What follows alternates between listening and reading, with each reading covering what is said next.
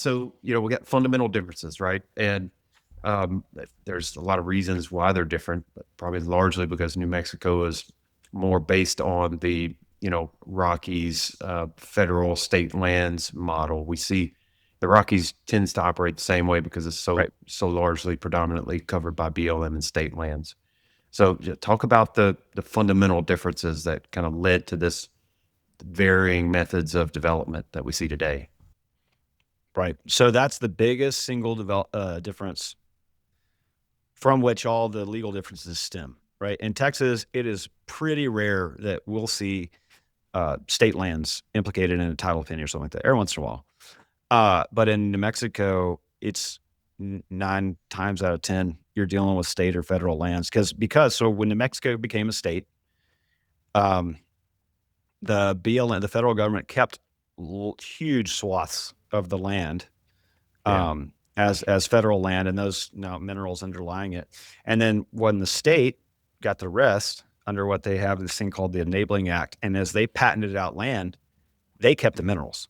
So Mhm. you will get some tracts here and there where they did not patent the minerals out, or where they did convey away the minerals, but it's pretty rare, or it's more rare than Texas. So you have either if the state got it, if from the federal government didn't actually release it, uh, chances are overwhelming that the state kept it. And it's done really well for New Mexico. I mean, that's how they fund their schools. That's It's the whole state. if you go to Namogo, which I highly recommend, it's the best. It's one of the best events of the year. It's in Santa Fe. It's in October. Yeah, that's great.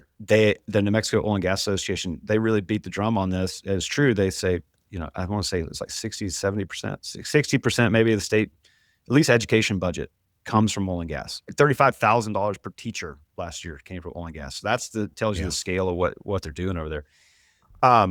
But because you're dealing with a government entity 9 times out of 10, you're dealing with the same lease form. So there's going to be very little variation in lease forms. It's going to be one of 3 state leases or the federal Three lease, vintage right? of leases. The same goes for the federal stuff. Right. And so they'll change over time a little bit, but because the state government and the federal government is so involved, whereas in Texas you have private mineral owners, private operators developing an organic solution like allocation wells. Here you have the government saying what you can and can't do, and so they came up with this system of compulsory pooling, which it can be when you're a landman or an attorney and you start working in New Mexico, it can seem like the craziest, most opaque system. There's the statutes, but there's very little published about it.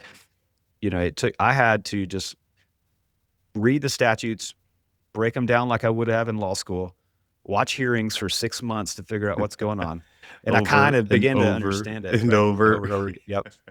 And so but they have this very regimented system that says our way of encouraging the development of resources is to allow you, operator, to not only form your unit, but you can force other people into it. I can like, unlike in Texas, we have the mineral interest pool. We have MIPA, you got contractual hurdles and right. things. And there's some mechanism to do it in Texas, but not much. In New Mexico, I mean, every horizontal well that's drilled today Common practice. Yeah. is subject to a compulsory pooling order. And again, the system works really well.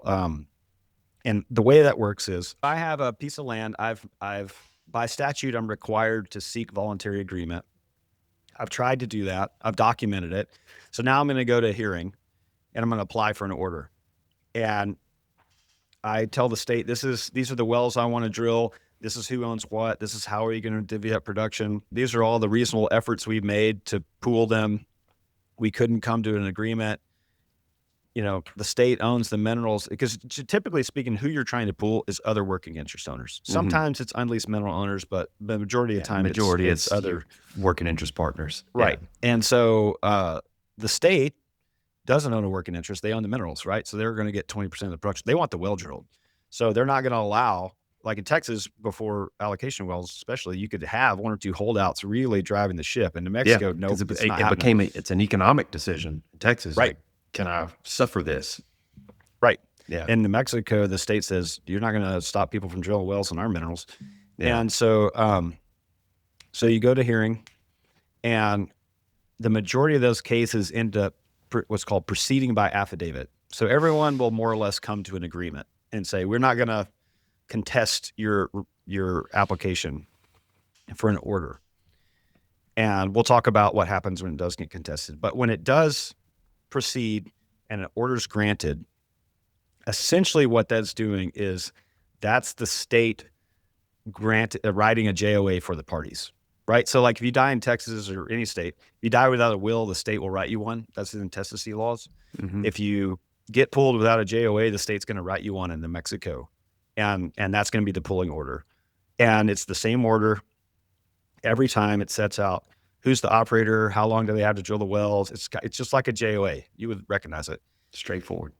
But most importantly, like a JOA, it has a risk penalty in there. And that's where things get tricky in New Mexico. So I'm mom and pop operator. I'm operating I have 5% of an old vertical well, and now all of a sudden I'm getting force pooled, and you're going to have an 18 well pad. You're going to cash call me for all this. Oh my God.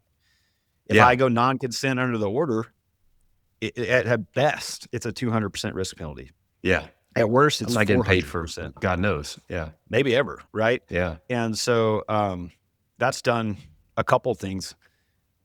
It's created this liquid market for non-operated working interest in New Mexico because these mom and pops, big business. I mean, it's a lot of the work that we do is just figuring that out.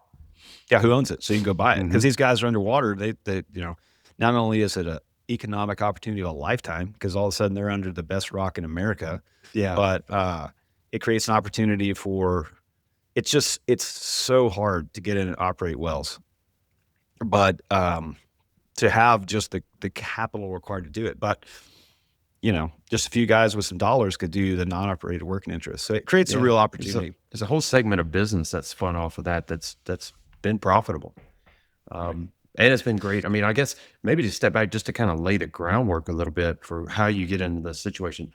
New Mexico has been, these federal leases have been, and state leases have been producing in large part in Lea and Eddy County for decades, right? Tons of shallow old production, federal and state leases that are held by production to all depths, that are 50, 60, 70 years old in a lot of cases. And so working interest for people who don't work New Mexico, they have no understanding of like literally how complex the horizontal working interest breakdowns can be, because different vintages of productions throughout the time of these leases are pretty easy to maintain. A lot of active production there. And so you could have infinite amounts of variation of ownership at different horizons based on the tracks within these units. Oh, for sure. All these small mom and pops, people have had interest that they've, their great grandfather or grandfather, had, and it gets passed down just like in a will. These are assets that they own, they've got a working interest. Then all of a sudden, you to your point, you got a 18 well pad coming in, 6 mile lateral, 20 mile, 10 mile lateral. They can't afford it. That's when this kind of non-op business really started to flourish, to consolidate that. People who well capitalized could participate in these wells and not suffer that penalty. So it's interesting. I guess the state said, "Hey, so be it. We want our minerals developed. Tough cookie, come into your business and clean it up." And that's largely what's happened, right?